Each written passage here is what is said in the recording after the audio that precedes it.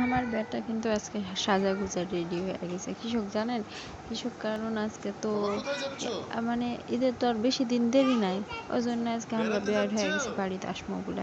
বার হয়ে গেছি, সব বুসকা বাসকি মানে যা আছে সব গুছাই ফেলছি। গুছাই ফেলে বাড়ি চলে আসবো। আর আমার বেটার তো খুশি খুশি শেষই নাই।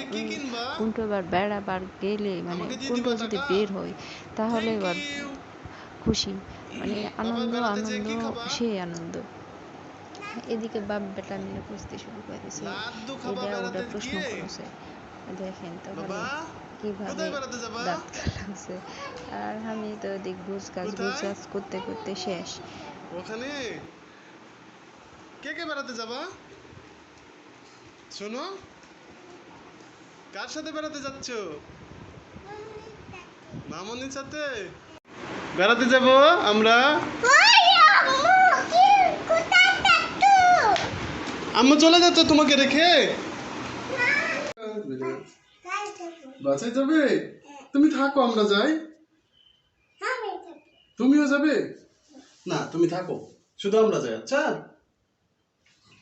কার বাসায় যাচ্ছ রিয়ান? চলে আসো, কার চলে বাসায়? আসো। কার বাসায় যাচ্ছ? বাবা, কার বাসায় যাবা? দাদুর বাসায় না নানুর বাসায়? কার বাসায়? দাদুর বাসায়। নানু বাড়ি কবে যাবে? কালকে। আচ্ছা, আল্লাহ হাফিজ দিয়ে দাও। এদিকে আবার তিনজন মিলে বস্তা ব্যাগ লিয়া টানাটানি করতে করতেও কিন্তু যাবার পারছে না। দেখেছেন, মানে বাড়ি যাওয়ার জন্য কি তাড়াহুড়া।